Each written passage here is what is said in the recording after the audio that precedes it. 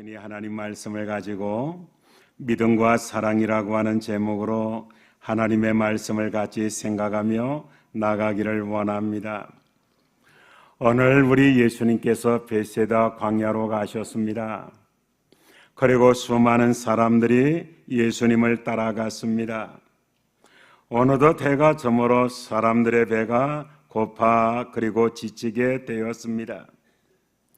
마땅히 우리 예수님께서는 그들에게 먹을 것을 주시기를 원했습니다마는 제자들은 먹을 것이 없다고 말을 합니다. 이런 상황을 연민의 눈으로 보았던 한 어린아이가 있었습니다. 그 아이는 예수님의 마음을 읽었습니다. 그리고 자기가 먹으려고 가지고 왔던 보리떡 5개와 물고기 2마리가 담긴 도시락을 제자들을 통해 예수님에게 드렸습니다.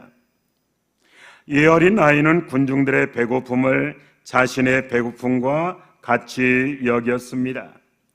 그래서 혼자 먹을 수가 없었습니다. 다른 사람을 생각하며 자신의 배부름을 포기했던 것입니다. 그 일은 작은 일이 아니었습니다. 그러나 사랑과 헌신이 담긴 이 일 작은 일이라도 하나님의 큰 역사를 일으키는 통로가 되는 것입니다. 결국 그 오병이어는 수많은 사람들을 먹이는 기적의 오병이어의 통로가 되었던 것입니다. 믿음의 역사는 언제나 사랑의 헌신과 함께 가는 것입니다. 우리들 아이들을 우습게 알면 안 됩니다. 사람들은 아이들이 이기적이고 철이 없다고 말들 합니다. 그러나 순수하기 때문에 잘 가르치면 누구보다 더 이타적일 수 있다고 합니다. 마음이 백지와 같기 때문에 감동이 되면 정말 놀랄 정도로 성숙한 모습을 보입니다. 아이들은 순수합니다. 그리고 의리가 있습니다. 그리고 교육받을 준비도 되어 있습니다. 만일 어린들이 진실하게 가르치면 아이들이 얼마나 그 가르침을 잘 받아들이는지 모릅니다. 물론 어른에 비해 아이들이 철없는 것은 분명한 사실이지만 중요한 것은 잘 가르침을 받으면 아이들은 얼마든지 변화될 수 있다는 것입니다. 바로 그것이 우리가 자녀 교육을 위해 더 관심을 기울이고 기도해야 할 이유라고 생각합니다. 오늘 본문 말씀을 보면 사람들이 예수님의 만져주심을 바라고 자기 아이들을 데리고 예수님에게 찾아옵니다. 그러자 제자들이 화가 났습니다. 우리 예수님 피곤한데 아이들까지 데리고 와서 예수님 쉬지 못하게 한다, 이런 생각했을 것입니다. 그래서 그 부모와 그리고 아이들에게 너희들은 가라고 쫓아내기 시작을 합니다. 바로 그때 예수님이 그 아이들과 부모를 불러 가까이 오게 하시고 말씀합니다. 어린아이들이 내게 오는 것을 용납하고 금지하지 말라. 하나님의 나라가 이런 자들의 것이니라, 이렇게 말씀하시고, 내가 진실로 너희에게 이르노니 누구든지 하나님의 나라를 어린 아이들과 같이 받들지 않는 자는 결단코 들어가지 못하리라, 이렇게 말씀합니다. 성도 여러분, 제자들은 아이들을 물로 여겼습니다. 물로 봤습니다. 그러나 우리 예수님은 아이들을 물로 보지 말라고 말씀합니다. 왜냐하면 하나님의 나라는 아이들과 같은 자의 소유이기 때문이라고 합니다. 우리가 아이들을 물로 보고 다 쫓아내면 하나님도 우리가 있는 자리에 함께하지 아니하실 것입니다. 왜 사람들이 아이들을 물로 봅니까? 아이들에게 일방적으로 주기만 하고 그리고 받는 것이 없다고 생각하기 때문입니다. 부모들은 때때로 크게 오해를 합니다. 내가 너희들을 위해서 얼마나 수고하는 줄 아나? 그 부모의 공로를 모르는 자녀들이 어디 있습니까? 문제는 공치사에 있다고 생각을 합니다. 자녀들이 싫어하는 것이 바로 그 공치사라고 생각을 합니다. 사실 우리는 자녀들에게 많은 것을 주기도 하지만 자녀들로부터 많은 것을 받기도 하는 것입니다. 직접적으로 얻는 것도 많지만 간접적으로 얻는 것도 많습니다. 여러분, 직접적으로 얻는 것이 무엇입니까? 맑고 순수함을 얻고 활기를 얻고 생동감을 얻습니다.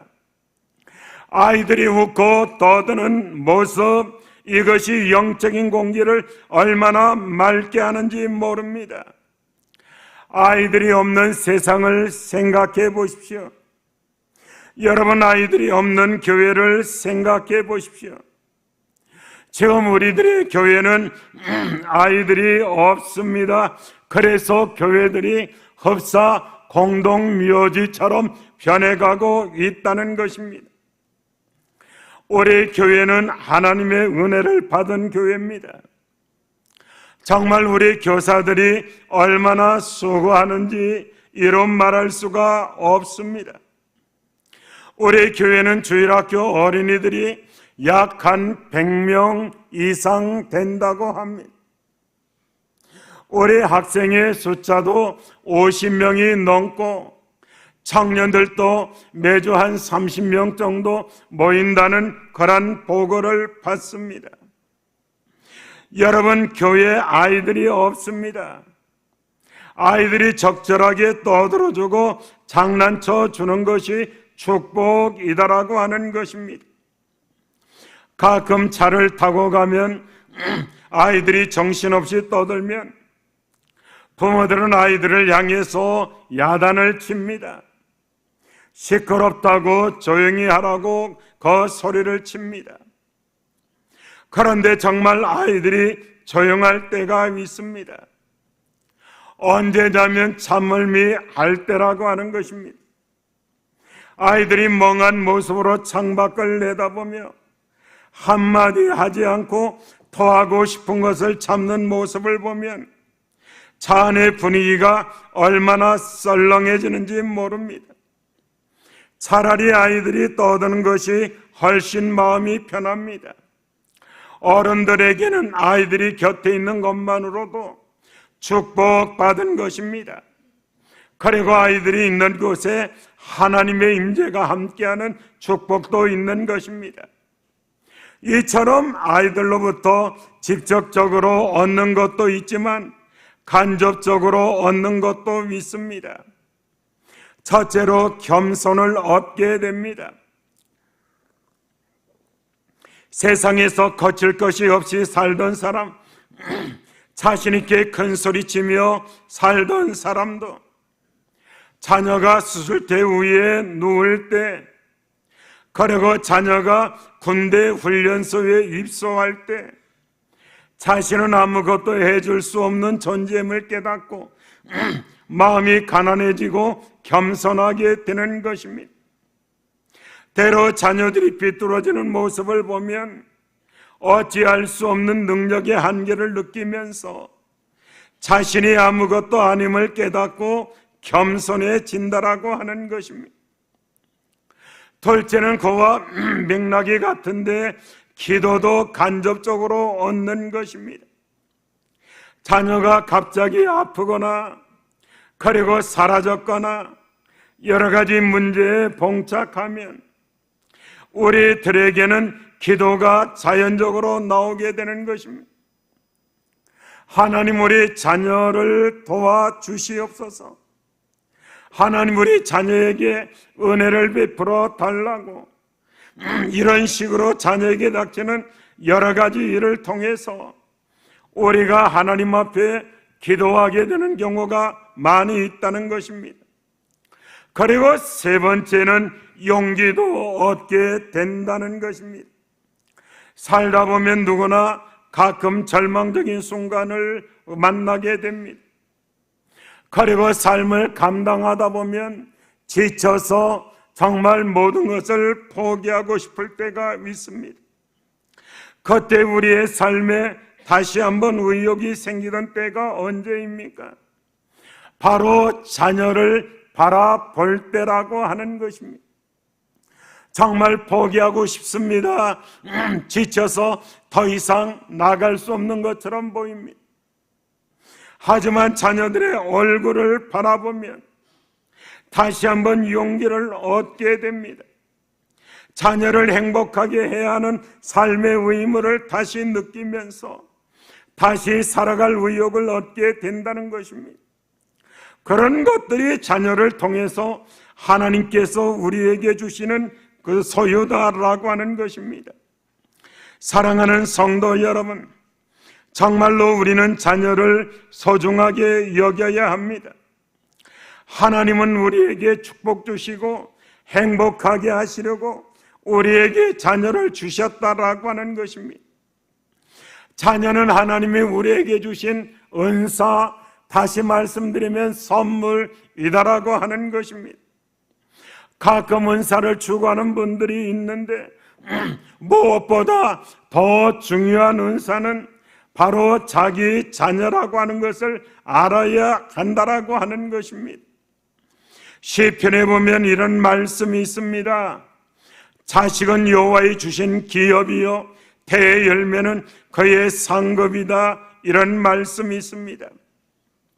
자녀는 하나님이 주신 가장 위대한 선물이요 보상이다라고 하는 것입니다. 자녀를 보고 짜증을 내고 화를 내는 것은 그 자녀를 선물로 주신 하나님에게 짜증내는 일이다, 이렇게 말을 합니다. 그렇기 때문에 항상 자녀를 보고 생각하십시오. 저 아이들은 하나님이 내게 주신 선물이다. 우리는 자녀를 소중히 여겨야 합니다. 여러분, 자녀를 소중히 여기는 삶이란 어떠한 삶을 의미하는 것일까요? 첫째로 우리는 자녀의 인격을 소중히 여겨 주어야 합니다. 정말로 자녀를 대할 때 부모의 언어가 얼마나 중요한지 모릅니다. 요즘은 자녀를 심하게 때리는 부모 없지만 자녀를 향해서 습관적으로 심한 말을 하는 부모가 아직도 많이 있다고 합니다. 그런 모습을 고치지 않으면 꿈과 비전과 넓은 가슴을 가진 자녀가 될 수 없다라고 하는 것입니다. 우리 형제가 지금은 좀 줄어서 우리 형제가 지금은 5이지만 우리 형제가 많을 때는 7이나 있었습니다. 저희 누님이 천국에 가셨고 제 동생이 천국에 가서 기다리고 있습니다. 그런데 우리가 7명이 다 있을 때 어머니가 우리를 모아놓고 우리 앞에 이런 얘기를 하시더라고요. 미안하다고 하시면서 옛날에 얼마나 어려웠습니까? 7명의 자녀를 포함해서 9명이나 되는데 그 입구멍을 다 막으려면 얼마나 많이 어렵습니까? 그래서 그 돈도 변변히 벌지 못하는 아버지인데 정말 그런 환경 속에서 정말 그 보릿고개를 넘는 얼마나 속상하고 얼마나 힘들었겠습니까? 그래서 자녀들에게 화도 내고 심한 말도 하고 그러셨는가 봅니다. 저는 기억이 없는데 그렇게 하셨는가 봅니다. 근데 하루는 새벽에 가서 하나님 앞에 기도하는데 하나님께서 어머니의 마음에 말씀을 하시더라는 것입니다. 너 왜 아이들에게 화를 내니? 내 열매가 아니라 내 열매란다. 하나님은 몇 번이나 내 열매가 아니라 내 열매다 이렇게 말씀하시더랍니다. 그래서 하나님 앞에 심하게 회개하고 돌아와서 우리들에게 미안하다고 그렇게 말씀을 하시는 것입니다. 사랑하는 성도 여러분, 자녀 교육에서 가장 중요한 것이 무엇입니까? 자녀가 원하는 대로 다 해주는 것이 아닙니다. 자녀를 우상처럼 생각해 주는 것도 아닙니다. 가장 중요한 것은 자녀를 자녀로 인정해 주는 것입니다. 제 친구 목사 가운데 열등감 문제로 고민하며 기도로 해결하는 모습을 보던 친구가 있었습니다. 그에게는 과거에 가슴을 쥐어 뜯었던 부모의 말들이 있었습니다. 밥 먹고 사는 것이 용하다. 너는 도대체 왜 그 모양이냐? 하면서 다른 애를 향해서 비교하며 못난 것을 꾸짖는 그 아버지의 언어였습니다. 그러니까 정말 그 모양이 되더라는 것입니다. 내가 과연 밥 벌어먹고 살 수 있을까? 이런 고민이 오더라는 것입니다. 사람은 누구나 인정받고 싶은 본능이 있습니다.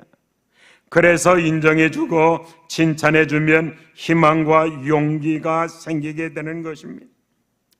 자녀들에게 믿음의 말을 많이 해주십시오. 신뢰와 사랑의 언어를 많이 사용해 주십시오. 믿음의 말이 얼마나 큰 역할을 하는지 모릅니다. 말대로 됩니다. 사랑하는 성도 여러분, 자녀를 위해서 기도 많이 해 주십시오. 그러나 기도만 많이 하는 것 아닙니다. 아이들에게 기도한다고 말해 주십시오. 너 이번에 시험을 치는데 내가 하나님 앞에 기도 열심히 해줄 테니까 아무런 걱정하지 말고 시험을 치면 좋은 열매가 있을 거야. 엄마 아빠가 자기를 위해서 기도해 준다고 하는데 떨면서 들어갈 사람이 누가 있습니까? 사랑하는 성도 여러분, 이렇게 우리 교회에서 학부모 기도회가 있을 때 자녀들과 함께 와서 하나님 앞에 기도하는 모습을 보여준다면 얼마나 그 아이가 힘을 얻고 용기와 능력을 얻을 수 있는지 한번 생각해 보십시오. 사랑하는 성도 여러분, 말대로 됩니다. 정말로 기도한 대로 됩니다. 기도한 만큼 된다라고 하는 것입니다. 서울에 있는 큰 교회, 지금 한 8,000명 정도 모이는 교회, 한 가난한 집사님이 옛날에 자녀들을 키우면서 자녀들에게 늘 이런 잔소리를 했다고 합니다. 나는 너희들이 하나님 앞에 기도한다. 나는 너희들이 하나님 앞에 우리 교회에서 11조를 제일 많이 하는 사람들 되기 위해서 내가 하나님 앞에 기도한다, 이런 말을 잔소리처럼 많이 했다고 합니다. 정말로 우스운 얘기입니다. 사람들은 기도해도 너무 무식하게 기도한다고 조롱을 하기도 합니다. 하지만 그는 진지했습니다. 그의 아이들에게도 진지하게 말하고 하나님 앞에 기도하고, 기도할 때마다, 식사 기도할 때마다 이 기도를 빼놓지 아니했습니다. 세월이 흘렀습니다. 나중에는 정말 보니까 정말 그렇게 되었다는 그런 간증의 주인공이 된 것을 볼 수가 있습니다. 사랑하는 성도 여러분, 기도한 대로 됩니다. 하나님 역사하십니다. 두 번째로 자녀에게 사랑을 주어야 한다는 것입니다. 자녀가 부모의 진정한 사랑을 느끼면 얼마나 건강하고 얼마나 지혜로운 자녀가 되는지 모릅니다. 과외 많이 시킬 필요 없습니다. 중요한 것은 더 많이 사랑해 주는 것입니다. 사랑의 지향본을 통해 자녀의 머리가 훨씬 좋아진다라고 하는 것입니다. 우리 아이들은 주변 상황 판단 능력이 흐립니다. 그 점이 사회생활의 큰 약점이기도 하는 것입니다. 하지만 우리가 하나님 앞에 지혜롭고 밝고 맑은 아이들로 자라나기를 원한다고 하나님 앞에 기도하며 정말로 자녀들을 쓰다듬으면서 하나님 앞에 간구해 보십시오. 부모는 자녀의 머리에 손을 얹고 기도할 수 있는 특권이 있습니다. 아이가 누워서 자려고 할 때 아이의 머리에 손을 얹고 정말로 하나님 앞에 기도하고 아이들의 얼굴을 만져주고 아이들의 등과 배를 쓰다듬어주는 이 스킨십은 얼마나 효과가 좋은지 모르는 것입니다. 여러분, 사람들이 이발소에 가면 제일 심한 버릇이 조는 것이라고 합니다. 왜 이발소만 가면 좋습니까? 그것은 이발사가 자기 머리를 만져주기 때문에 존다는 것입니다. 저도 얼마나 좋은지 그 이발사가 연신 머리를 지켜 올리는 것을 봅니다. 정말로 왜 좋습니까? 기분이 좋고 마음이 편하기 때문에 좋다는 것입니다. 어른들도 그런데 아이들은 더더욱 그렇지 않겠느냐라고 하는 것입니다. 아이들이 부모의 사랑을 더 느끼게 하도록 열심히 스킨십 해 주어야 합니다. 구체적인 사랑의 행위가 필요하다라고 하는 것입니다. 그리고 세 번째는 내 자녀가 아니라 하나님의 자녀라라고 하는 것을 알아야 한다라고 하는 것입니다. 우리는 하나님의 거룩한 존재로 키우도록 잠시 양육권을 얻은 것입니다. 마치 내 소유처럼 내 뜻을 이루어 달라고 하지 말아야 합니다. 내 원수를 갚아달라는 모습은 더욱 없어야 합니다. 우리는 자녀들에게 하나님의 뜻을 이루고 이웃을 사랑하는 존재가 되어야 한다고 가르쳐야 한다는 것입니다. 부모가 자녀들에게 무엇을 물려주어야 합니까? 돈과 안락한 환경입니까? 아닙니다. 자녀에게 물려줄 것 중에 가장 소중한 것은 바로 신앙이다라고 하는 것입니다. 요즘 사람들은 신앙보다 교육에 매달립니다. 그래서 유치원부터 무섭게 가르치려고 합니다. 요즘 서울 강남에 가면 4살짜리 꼬마가 수학학원에 다닌다고 합니다. 4살 넘어가면 때가 이미 늦었다고 사람들 얘기한다고 합니다. 그래도 의과대학에 가려면, 그리고 법대에 들어가려면 4살부터 수학 그리고 영어를 배우고 익혀야 한다고 사람들을 생각한다고 합니다. 여러분, 유치원이 어떤 곳입니까? 백지 같은 아이들의 마음에 삶의 바른 기초를 가르치는 곳인데, 거기에다가 그렇게 시커먼 숫자만 기록하고 공식만 기록할 때 아이들이 정말 잘 되고 행복할까? 요즘은 말입니다, 아이들 과외비 마련하느라 할인 매장 주부 사원으로 나가고 요양원에 다니고 그리고 청소 나가는 엄마들도 많다고 합니다. 이처럼 막대한 과외비를 써서 점수를 올리면 행복할까? 점수를 조금 올려 높아지고 그 다음에 아이들이 병든다면 무슨 소용이 있겠느냐라고 하는 것입니다. 신앙 교육부터 잘 시켜야 영혼이 잘 되고 인격이 잘 되고 큰 제목으로 자라나게 된다라고 하는 것입니다. 과외를 잘못 시켜도 부모가 바른 신앙을 가지고 바른 신앙 교육을 시키면 그 자녀들 가운데 하나님의 사람이 나오게 된다라고 하는 것입니다. 이 험한 세상에서 우리가 자녀를 어디에 맡기겠습니까? 영어 학원에 맡기겠습니까? 아니면 컴퓨터 학원에 맡기겠습니까? 아니면 우리가 우리 능력으로 키우면서 우리가 맡겠습니까?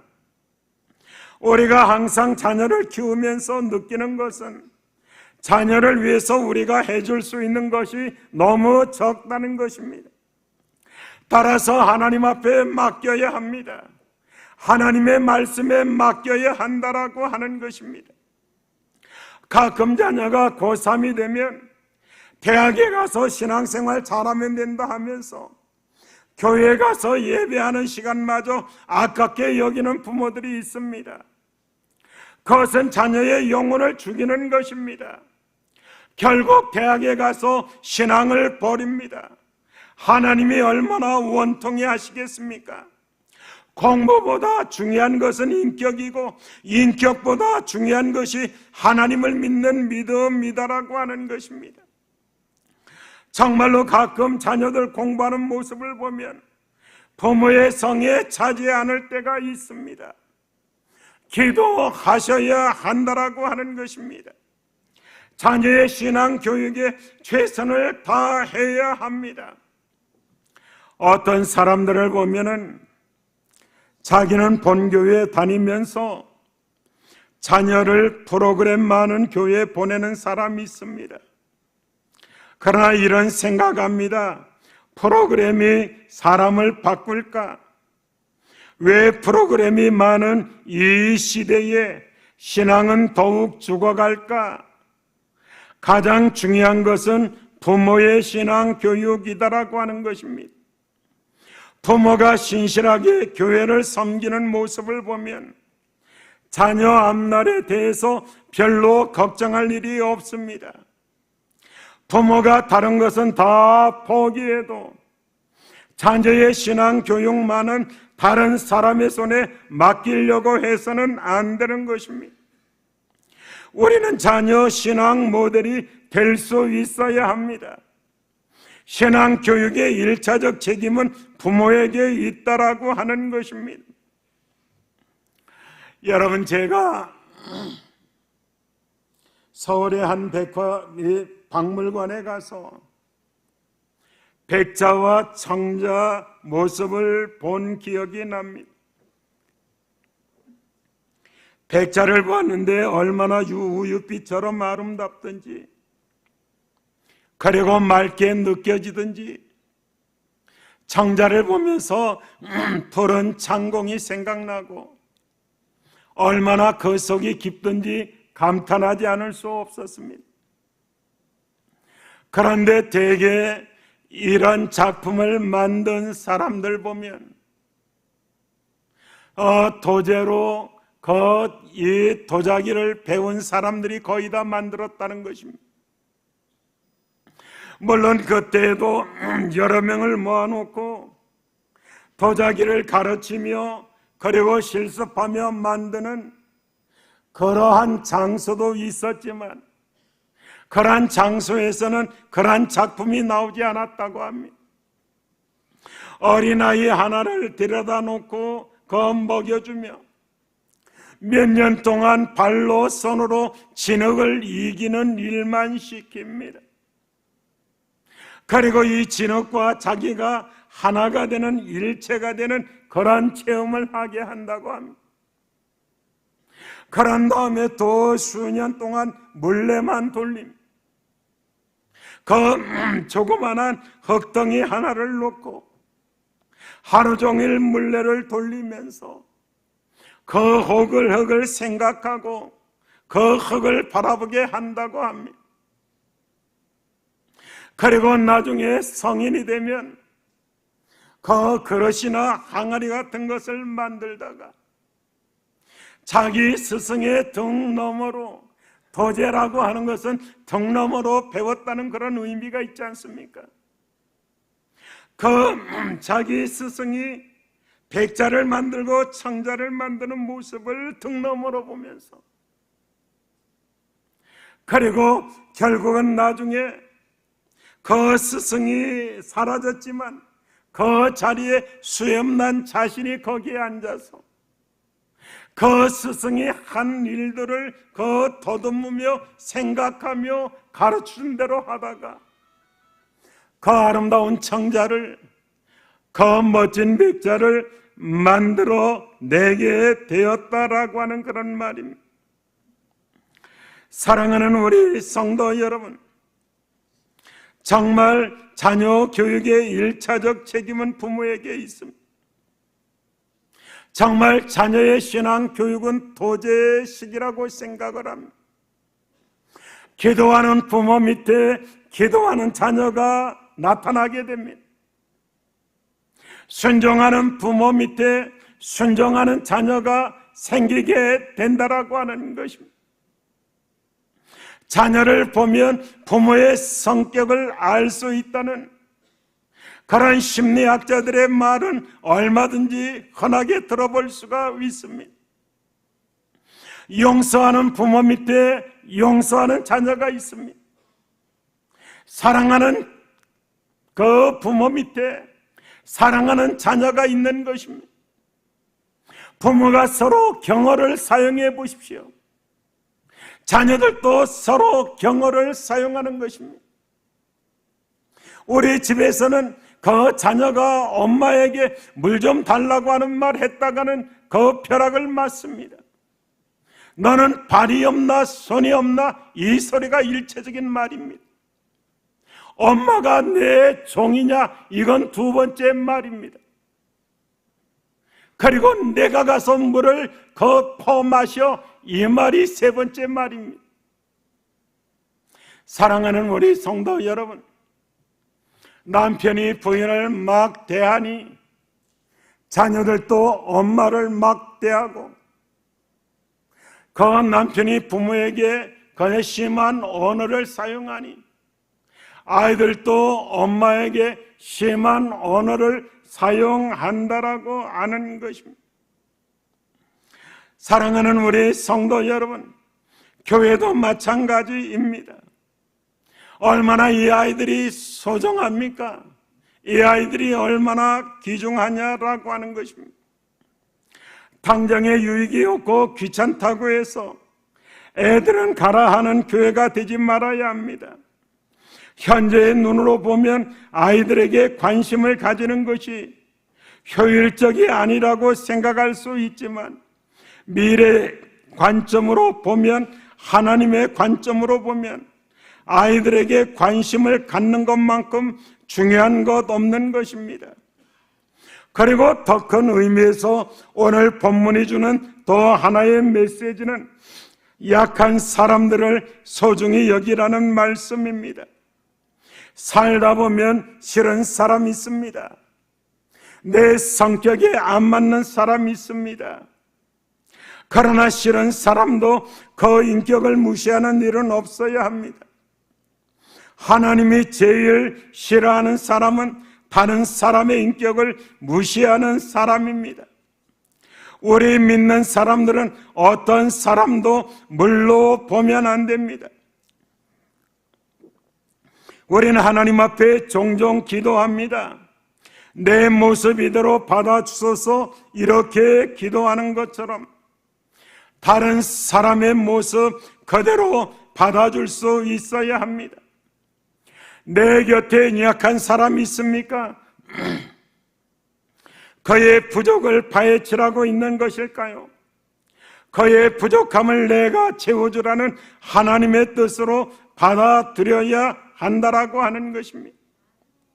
교회에 허물이 보이면 저 부족함을 채우라고, 나를 이곳에 보내셨구나 하며 기도할 수 있어야 하지, 그 허물을 드러내라고 하나님이 자기를 보낸 것입니까? 왜 행복한 길은 놔두고 불행한 길을 가려고 합니까? 자기의 부족한 점을 보지 못하고 남의 약점을 보는 것은 교회 생활에서 가장 치명적인 약점이다라고 하는 것입니다. 우리는 약자의 약점을 덮어주어야 합니다. 그리고 약한 사람을 소중히 여겨야 합니다. 대개 그런 마음이 있습니다. 교회가 좀 크다고 새 가족들을 무시하면 얼마 가지 않아서 그 교회도 작은 교회로 전락하고 마는 것입니다. 정말 마음으로만 끝내면 안 됩니다. 사랑의 행위로 나타내야 합니다. 나만 위하고 사는 삶은 재미도 없고 보람도 없고 행복도 없지만 남을 위해 구체적인 사랑의 손길을 펼 때는 삶의 의미도 있고 재미도 있고 행복도 주어진다라고 하는 것입니다. 일본의 기죽기라고 하는 유명한 교수가 있었습니다. 그가 옥스퍼드 대학에서 유학할 때 늘 그 과에서 1등만 했다고 합니다. 백인들이 열등감에 무척 속상했다고 하죠.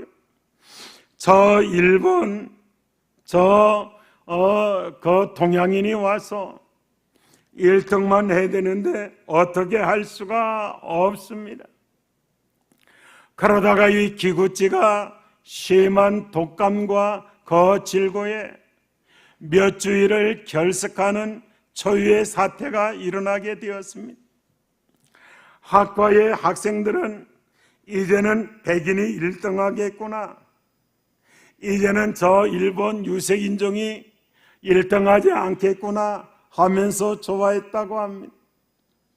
그런데 나중에 막상 시험을 쳐보니 역시 기구찌 학생이 1등을 했다고 합니다. 왜 이렇게 되었지 하면서 알고 보니 항상 2등만 하던 브라운이라는 백인 학생이 평상의 기구찌에게 가서 강의한 것을 알려주고 자료를 늘 넘겨주었다는 말이 있습니다. 브라운은 1등은 못했지만 마음은 늘 행복했을 것이라고 생각을 합니다. 남을 돕는 것은 나를 행복하게 만드는 것입니다.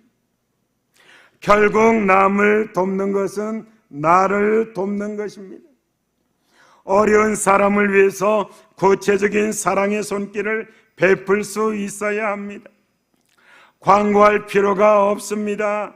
남이 모르게 사랑의 손길을 베풀 때 우리는 하나님의 임재가 더 가까이 있음을 느끼게 됩니다. 이기적인 욕심을 버리고 하나님이 원하시는 곳에 내 시선을 머물게 하며 살아가야 하는 것입니다. 어떤 분이 이렇게 얘기를 합니다.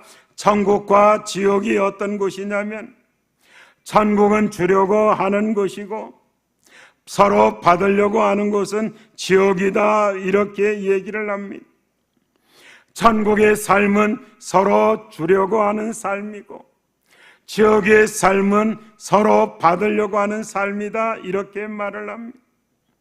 어떤 사람이 그런 말을 합니다. 결혼 생활이 항상 지옥 같았다. 그 말은 서로 받으려고만 했다는 말입니다.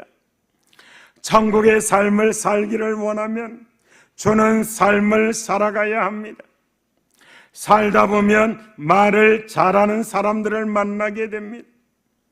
평소에 남을 위해서 한 푼 주지도 않으면서 말만 논리적으로 잘하고 그리고 법을 세우는 사람들 많이 볼 수가 있는 것입니다. 사랑하는 성도 여러분, 원칙만 세우지 마십시오. 여러분 보세요. 잘못된 푸틴의 판단으로 러시아뿐만 아니라 우크라이나 그리고 그 인근 지역까지 긴장과 수십 년의 경제 후퇴를 인류가 지금 다 경험하고 있지 않습니까?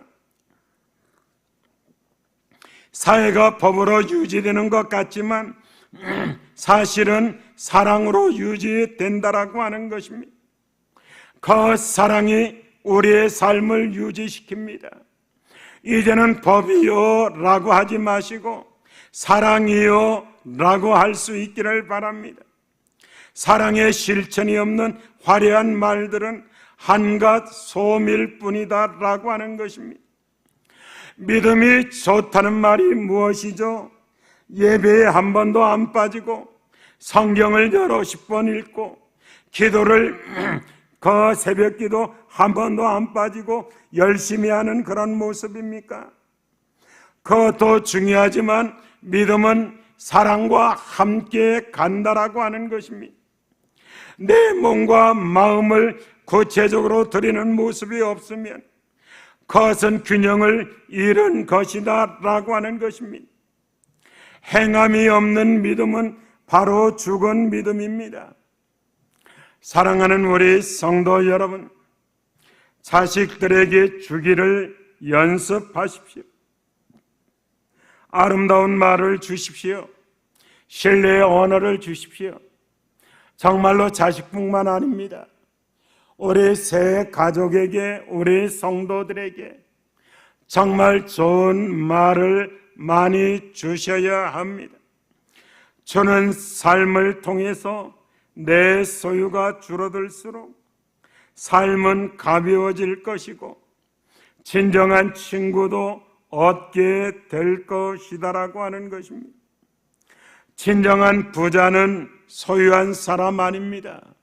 쓴 사람이 진정한 부자입니다. 내가 얼마나 많이 가지고 있는 자가 부의 척도가 아닙니다. 얼마나 아름답게 많이 사용했느냐가 부자의 척도다, 이렇게 말할 수가 있습니다. 내 손을 펴서 필요한 곳에 나에게 주어진 시간과 물질을 사용하는 것이 진정 행복이 아니겠습니까? 정말 이제부터 오늘 우리가 우리 자녀들을 위해서 기도하고 우리 자녀가 신앙적으로 잘못되고 우리 자녀가 빗나가면 정말로 나부터 하나님 앞에 모습을 바라보고 회개하며 그럴 때 하나님의 능력이, 하나님의 역사가 나타난다라고 하는 것을 생각하며 사랑하는 우리 성도 여러분, 믿음은 사랑과 함께 갑니다. 이러한 믿음, 이러한 사랑이 우리 성도들에게 충만히 있기를 주님의 이름으로 축복합니다. 우리 다 같이 기도합니다. 말씀을 생각하시면서 우리 다 같이 통성으로 기도합니다.